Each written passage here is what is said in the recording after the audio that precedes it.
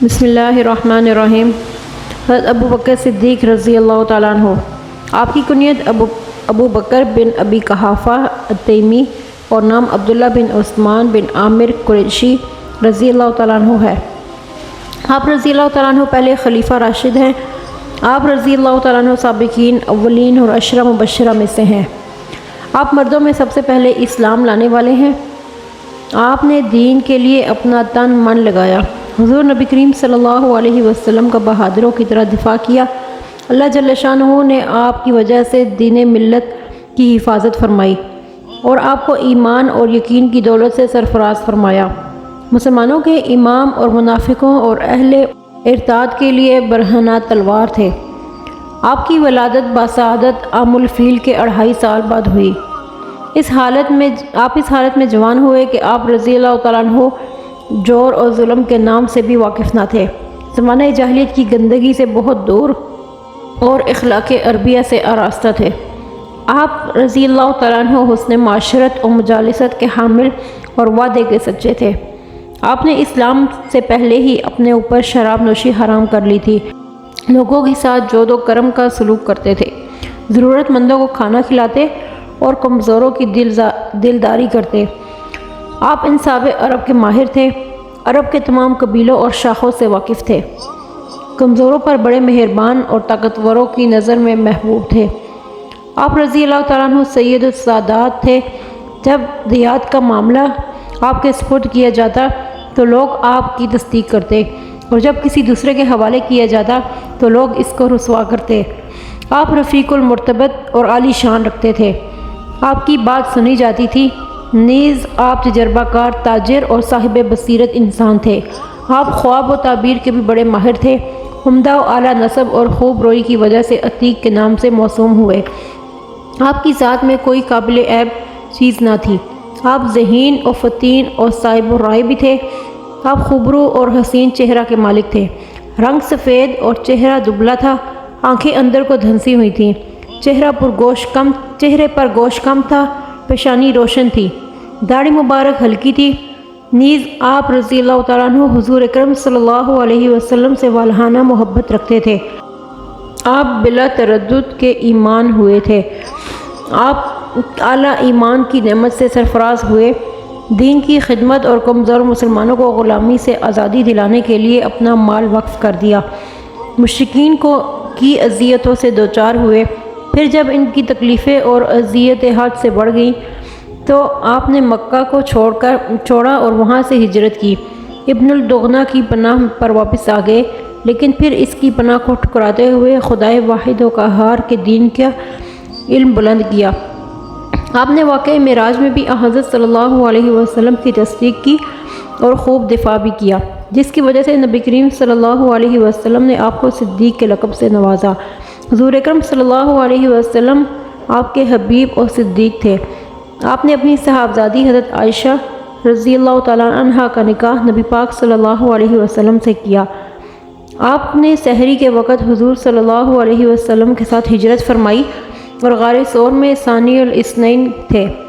حضور اقدس صلی اللہ علیہ وسلم کی رفاقت میں کئی غزوات میں شریک رہے، مشکلات کا مقابلہ کیا اور لڑائیوں میں دوامداری دکھائی۔ اللہ تعالیٰ نے آپ رضی اللہ تعالیٰ عنہ کو فتوحات سے نوازا۔ آپ بڑے شب دار اور دن کو روزہ رکھنے والے تھے۔ عوام الناس کے ساتھ بڑے متواضع اور منکسر المزاج تھے۔ دنیا سے بے رغبت اور دین کے عالم اور اس پر عمل کرنے والے تھے۔ آپ فضائل اور خیرات کے جامع تھے، نیکی کی کوئی راہ نہیں چھوڑی۔ آپ بڑی نرم طبیعت والے تھے کہ آنسو جلد نکل آتے تھے، روشن چہرے والے تھے، متقی اور پرہیزگار تھے۔ حضور نبی کریم صلی اللہ علیہ وسلم نے آپ کو جہنم سے آزادی اور نیک لوگوں کی ہمراہ جنت میں داخل ہونے کی بشارت سنائی۔ جب لوگوں نے آپ کی دست مبارک پر بیعت خلافت کی تو آپ رضی اللہ تعالیٰ عنہ نے اسے چھوڑ کر گھر میں بیٹھ گئے، لیکن جب لوگوں نے آپ ہی کو اپنا امام بنانا طے کر لیا تو آپ نے اسامہ رضی اللہ تعالیٰ عنہ کا لشکر روانہ کیا۔ مرتدوں اور زکوٰۃ نہ دینے والوں سرکشوں کے خلاف قتال کیا اور مختلف علاقوں میں اسلامی لشکر روانہ کیے، جس کے دبدبے سے بادشاہوں کے قدم ڈگمگا گئے اور ایوان ہل گئے آپ رضی اللہ تعالیٰ عنہ کو اس میں کامیابیاں اور فتوحات حاصل ہوئیں۔ آپ نے قرآن جمع کیا اور دین و ایمان کی نشر و اشاعت فرمائی۔ آپ خطیب، بلیغ، خلیفہ معظم اور رافت و حلم اور دین و علم جیسی صفات سے متصف تھے۔ آپ سابق الاسلام تھے۔ آپ سلام کو رواج دینے والے اور نماز کی امامت کرنے میں سب پر فائق اور سبقت لے جانے والے تھے۔ آپ رضی اللہ تعالیٰ عنہ خلیفہ بنے تو آپ نے بڑوں کے ساتھ اکرام و احترام اور چھوٹوں کے ساتھ محبت اور شفقت کا رویہ رکھا۔ آپ کی نظر میں کمزور شخص طاقتور تھا، یہاں تک کہ وہ اپنا حق وصول کر لے، اور طاقتور آدمی کمزور تھا جب تک کہ اس سے دوسرے کا حق وصول کر لیا جائے۔ آپ خود پیدل چلتے لیکن دوسرے سپہ سالار سوار ہوتے۔ آپ خود اپنا ہاتھ سے بکریوں کا دودھ نکال کر محلے کے بچوں کو دیتے اور پیتے۔ آپ نے 4 شادیاں کی اور آپ کی اولاد میں 6 بچے بچیاں تھیں۔ آپ رضی اللہ تعالیٰ عنہ عظیم المرتبت اور رقیق القلب تھے۔ دنیا میں بھی حضور صلی اللہ علیہ وسلم کے رفیق تھے اور قبر میں بھی آپ کے مصاحب بنے۔ نیز حوض کوثر پر بھی حضور صلی اللہ علیہ وسلم کے جلیس اور پیشی کے دن بھی حضور صلی اللہ علیہ وسلم کے رفیق ہوں گے۔ آپ 13 ہجری کو مدینہ منورہ میں وفات پائی اور خیر البریہ خاتم الانبیاء امام الاصفیاء صلی اللہ علیہ وسلم کے جوار مبارک میں مدفون ہوئے۔ حضرت ابوبکر صدیق رضی اللہ تعالیٰ عنہ کے زندگی کے بارے میں کچھ واقعات۔ تاریخ اسلام کے شاہ سوار حضرت ابوبکر صدیق رضی اللہ تعالیٰ عنہ نے ایک دن قریش کی زبانی ایک بات سنی، جس کی وجہ سے قریش کے لوگ آپ رضی اللہ عنہ کے رفیق اور صدیق محمد امین کو طعن و تشنیع کر رہے تھے۔ آپ رضی اللہ تعالیٰ عنہ نے فوراً نبی پاک کے پاس پہنچے اور دزانوں کھا کر نرم انداز میں آپ سے دریافت کرنے لگے، اے محمد صلی اللہ علیہ وسلم، قریش مکہ جو کہہ رہے ہیں آپ نے ان کے معبودوں کو چھوڑ دیا ہے اور ان کو بیوقوف قرار دیا ہے، کیا یہ بات حق اور درست ہے؟ حضور اقدس صلی اللہ علیہ وسلم نے فرمایا، ہاں، میں اللہ کا رسول اور اس کا پیغمبر ہوں۔ مجھے اللہ تعالیٰ نے اسی لیے مبعوث فرمایا کہ میں اس کے پیغام کو لوگوں تک پہنچاؤں، اور میں تجھے بھی اللہ کی طرف حق کے ساتھ دعوت دیتا ہوں۔ خدا گواہ ہے کہ یہ بات حق ہے۔ اے ابو بکر، میں تجھے اللہ وحدہ لا شریک کی طرف دعوت دیتا ہوں، یہ کہ تم غیر اللہ کی عبادت نہ کرو اور اسی کی اطاعت و فرمانبرداری اختیار کرو۔ چنانچہ ابو بکر صدیق رضی اللہ تعالیٰ عنہ مسلمان ہو گئے۔ انہوں نے اسلام قبول کرنے میں ذرا بھی ہچکچاہٹ محسوس نہ کی، اس لیے وہ حضور صلی اللہ علیہ وسلم کے سچے ہونے اور آپ کے حسن فطرت اور عمدہ اخلاق سے واقف تھے۔ جب آپ رضی اللہ تعالیٰ عنہ نے لوگوں کی بات کو نہیں جھٹلایا تو بھلا اللہ تعالیٰ کی بات کو کیسے جھٹلاتے؟ نبی اکرم صلی اللہ علیہ وسلم فرماتے تھے، میں نے جس کو بھی اسلام کی دعوت دی اس نے پس و پیش کیا اور کچھ نہ کچھ غور و فکر کیا، لیکن جب حضرت ابوبکر صدیق کے سامنے اسلام کی دعوت پیش کی تو انہوں نے بلا تردد اور بلا توقف اسلام کی دعوت کو قبول کیا۔ ایک دفعہ چاشت کا وقت تھا، حضرت صلی اللہ علیہ وسلم بیت اللہ کے پاس تشریف فرما تھے۔ آپ کے دہن مبارک ذکر و تسبیح سے معطر ہو رہا تھا کہ خدا کے دشمن ابو جہل کی آپ صلی اللہ علیہ وسلم پر نظر پڑی، جو اپنے گھر سے نکل کر بیت اللہ کے ارد گرد بے مقصد پھر رہا تھا۔ وہ بڑے فخر و تکبر کے انداز میں حضور پر نور صلی اللہ علیہ وسلم کے قریب آیا اور ارادہ مزاح کرنے لگا کہ اے محمد، کیا کوئی نئی بات پیش آئی ہے؟ حضور صلی اللہ علیہ وسلم نے فرمایا، ہاں، آج کی رات مجھے معراج کرائی گئی۔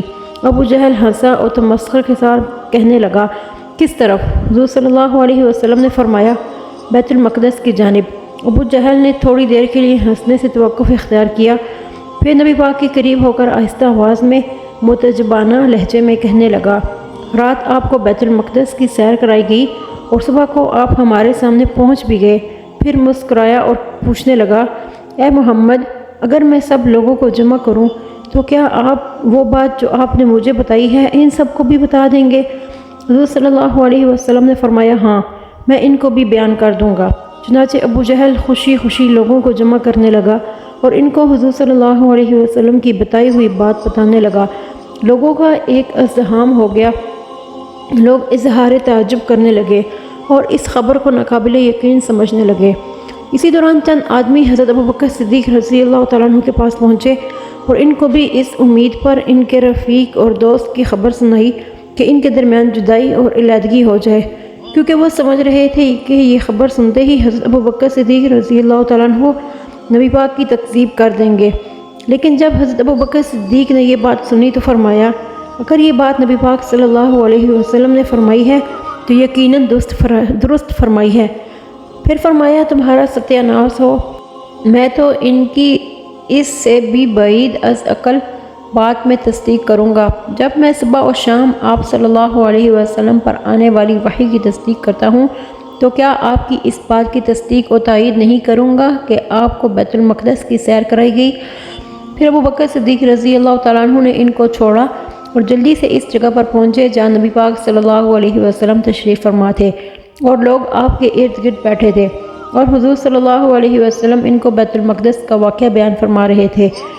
جب بھی حضور صلی اللہ علیہ وسلم کوئی بات ارشاد فرماتے تو صدیق اکبر فرماتے کہ آپ نے سچ فرمایا، آپ نے سچ فرمایا۔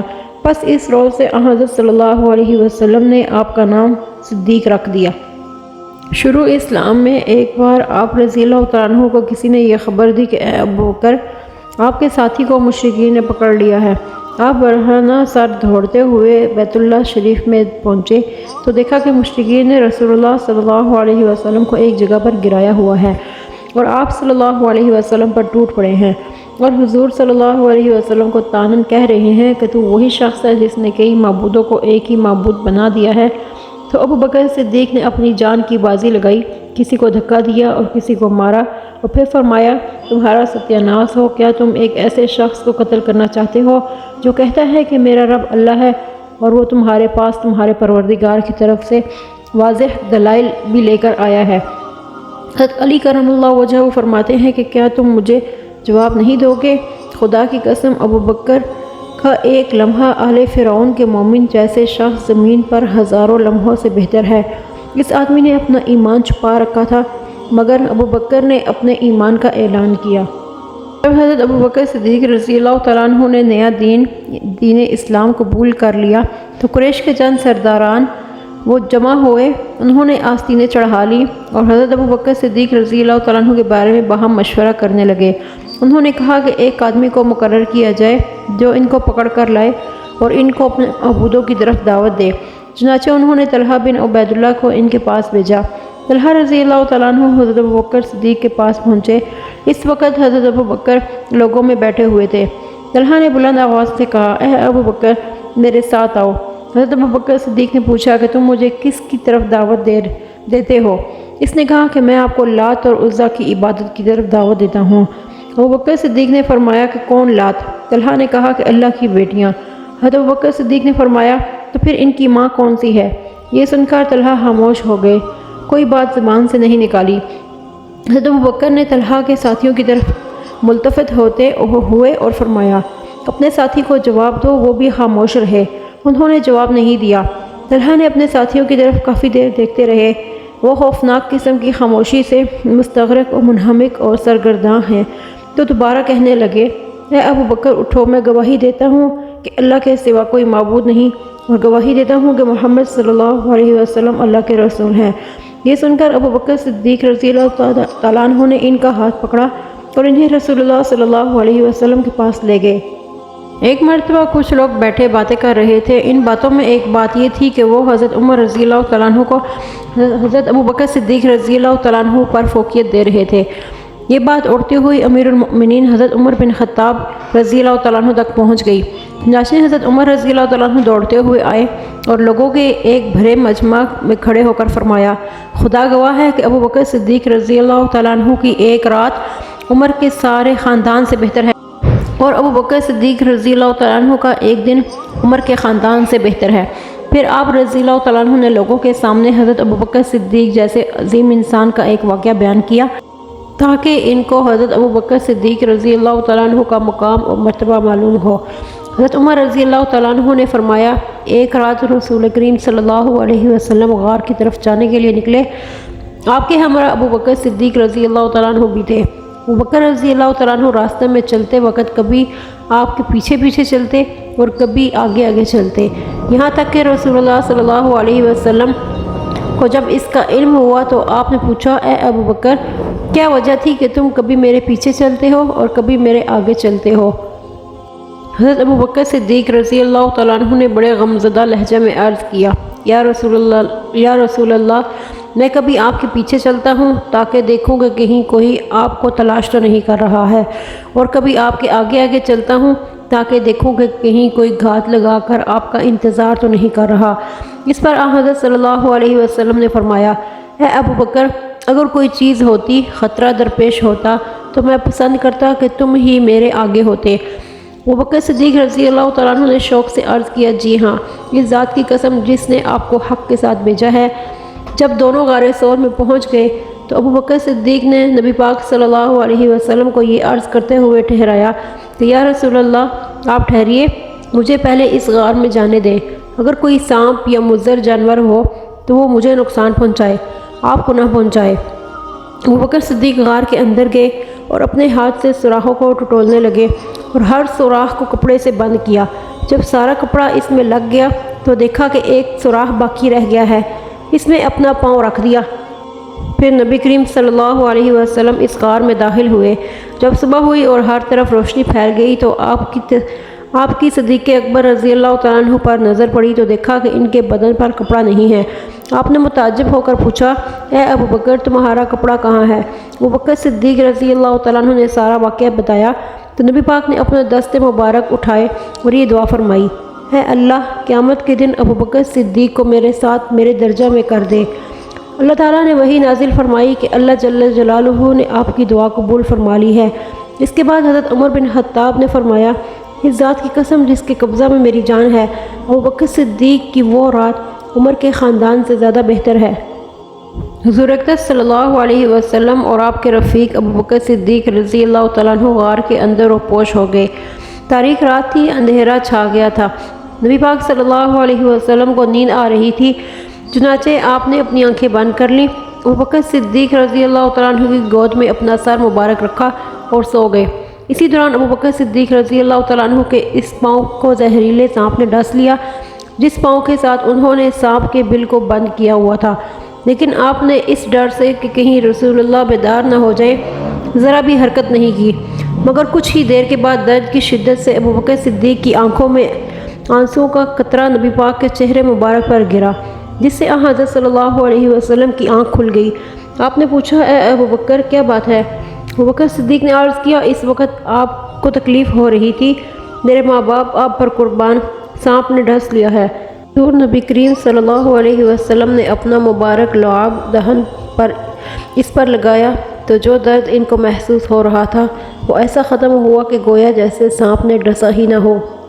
ایک بار نبی کریم صلی اللہ علیہ وسلم اپنے صحابہ کو معراج کے متعلق کچھ بیان فرما رہے تھے تو اسی دوران آپ صلی اللہ علیہ وسلم نے فرمایا کہ جبرائیل علیہ السلام نے میرا ہاتھ پکڑا اور مجھے جنت کا وہ دروازہ دکھایا جہاں سے میری امت داخل ہوگی۔ حضرت ابو بکر صدیق رضی اللہ تعالیٰ عنہ نے بڑے شوق سے عرض کیا، یا رسول اللہ، میری خواہش ہے کہ میں آپ کے ساتھ ہوں تاکہ میں بھی اس کو دیکھوں۔ آپ نے فرمایا، خبردار، تم میری امت کے پہلے شخص ہو جو اس دروازے سے جنت میں داخل ہوں گے۔ ایک دن نبی پاک صلی اللہ علیہ وسلم اپنی مرض وفات کے دنوں میں سر مبارک پر پٹی باندھ کر تشریف لائے اور منبر پر بیٹھ کر حمد و ثنا بیان کی۔ پھر نحیف آواز میں فرمایا، لوگوں، میں ابو بکر صدیق رضی اللہ تعالیٰ عنہ کے سوا کوئی ایسا نہیں ہے جس نے اپنی جان اور مال کے ذریعے مجھ پر بہت احسان کیا ہو۔ اگر میں لوگوں میں سے کسی کو اپنا خلیل بنا سکتا تو ابو بکر کو بناتا، لیکن اسلام کی اخوت سب سے بہتر ہے۔ پھر آپ نے حکم دیتے ہوئے فرمایا، ابو بکر رضی اللہ تعالیٰ عنہ کے دروازے کے سوا اس مسجد کے تمام دروازے بند کر دو۔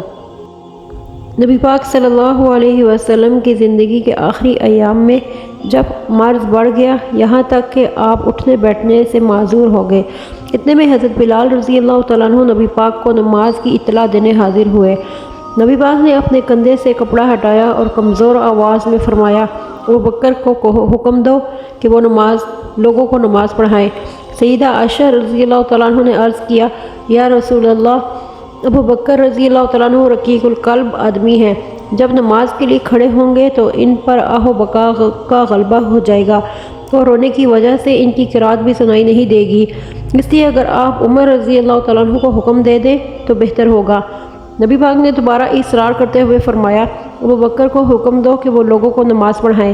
پھر حضرت عائشہ رضی اللہ تعالیٰ عنہ اور حضرت حفصہ نے کہا کہ نبی پاک سے کہو کہ ابو بکر رضی اللہ تعالیٰ عنہ بڑے نرم دل انسان ہیں، جب وہ نماز پڑھائیں گے تو ان کے زیادہ رونے کی وجہ سے لوگ ان کی آواز کو نہ سن پائیں گے، اس لیے اگر آپ حضرت عمر کو اس کے لیے فرما دیں تو بہتر ہوگا۔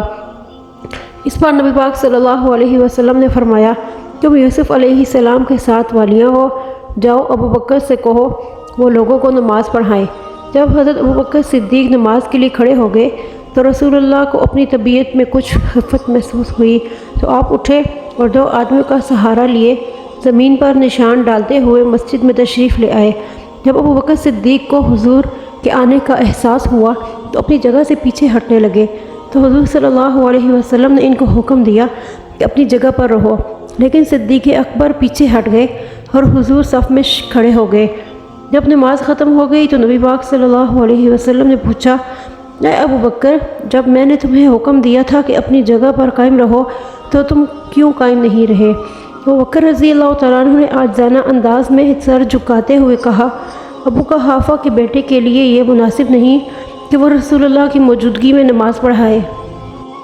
جب نبی کریم صلی اللہ علیہ وسلم کی وفات ہو گئی تو یہ خبر جنگل میں آگ کی طرح اطراف عالم میں پھیل گئی، حتیٰ کہ مدینہ کے منافقین نے اس خبر کو بڑی دلچسپی سے سنا اور ان کے اصل روپ سامنے آ گئے اور حقیقت سے پردہ اٹھنے لگا اور دہشت انگیز افواہیں اڑنے لگی اور منافقین جمع ہونے لگے۔ ارتاد کی آگ بھڑک اٹھی، ہر طرف سرگوشیوں اور باغیوں نے فتنہ و فساد برپا کر دیا۔ حضرت ابو بکر صدیق رضی اللہ تعالیٰ عنہ نے مہاجرین و انصار کو جمع کیا اور ان سے مشورہ لیا اور فرمایا، عرب کے لوگوں نے زکوٰۃ میں اپنے اونٹ اور بکریاں دینے سے انکار کر دیا ہے اور کہتے ہیں کہ وہ آدمی نبی پاک صلی اللہ علیہ وسلم جس کی وجہ سے تمہاری مدد کی جاتی تھی وہ وفات پا گیا ہے، اب تم مجھے مشورہ دو، میں بھی تمہاری طرح کا انسان ہوں۔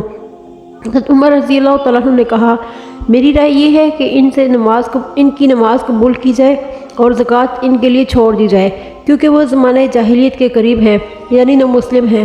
حضرت ابو بکر صدیق نے لوگوں کی طرف دیکھا تو محسوس ہوا کہ یہ لوگ عمر رضی اللہ تعالیٰ عنہ کی بات پر مطمئن ہیں، تو ابو بکر صدیق رضی اللہ تعالیٰ عنہ اپنی جگہ سے اٹھے اور ممبر پر چڑھ کر اللہ تعالیٰ کی حمد و ثنا بیان کرنے کے بعد بلند آواز میں اپنی جذبہ ایمانی کا اظہار کرتے ہوئے اور نخیف الجسم ہونے کے باوجود حملہ آور شیر کی طرح گرجدار آواز میں فرمایا، خدا کی قسم میں اس وقت تک ایک حکم الہی پر قتال کرتا رہوں گا جب تک کہ اللہ تعالیٰ اپنا وعدہ پورا فرمائے اور ہم میں سے قتال کرنے والا قتال کرتے ہوئے شہید ہو جائے اور جنت کا مستحق ہو جائے اور ہم میں سے زندہ بچنے والا خلیفہ ہو کر زمین کا مالک بنے۔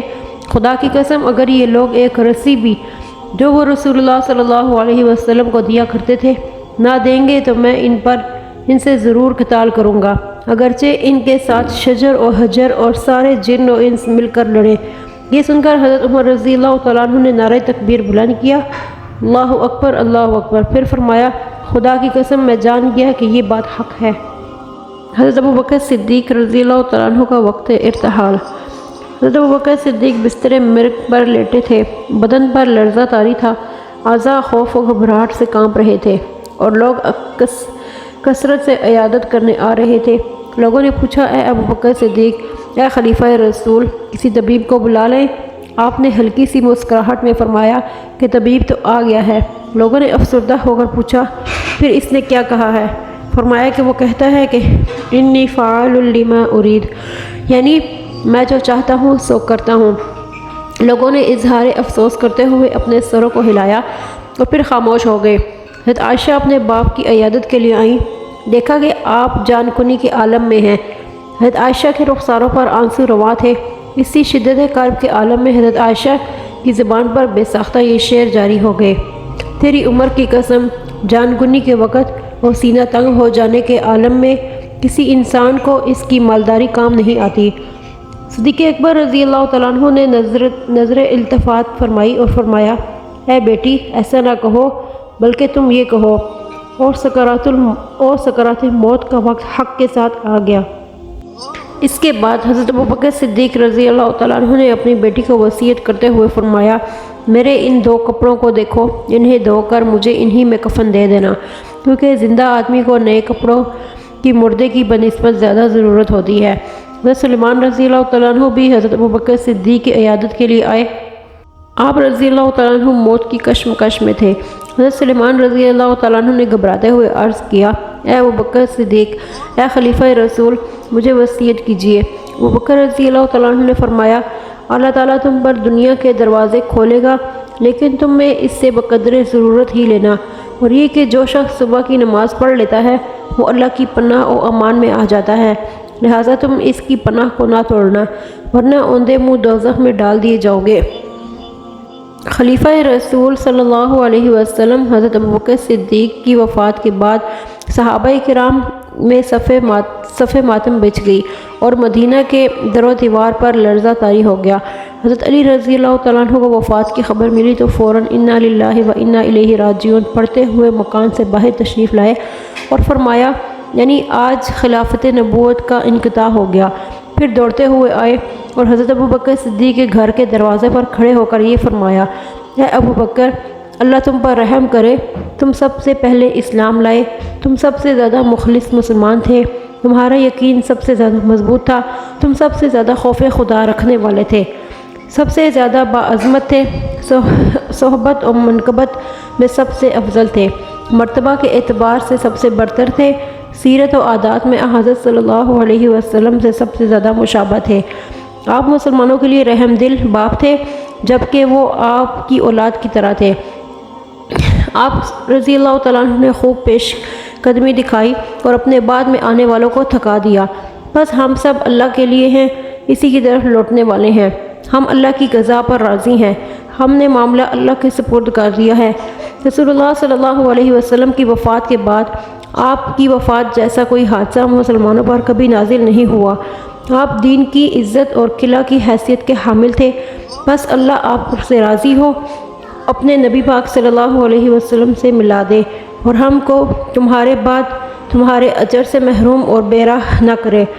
جب تک حضرت علی رضی اللہ تعالیٰ عنہ تعزیتی خطاب فرماتے رہے سب لوگ خاموش رہے، لیکن جو ہی خطاب ختم ہوا سب بے تحاشا روئے اور سب نے بیک زبان ہو کر کہا، صدقت یا ابی ام رسول اللہ، یعنی اے ابن ام رسول، آپ نے سچ فرمایا۔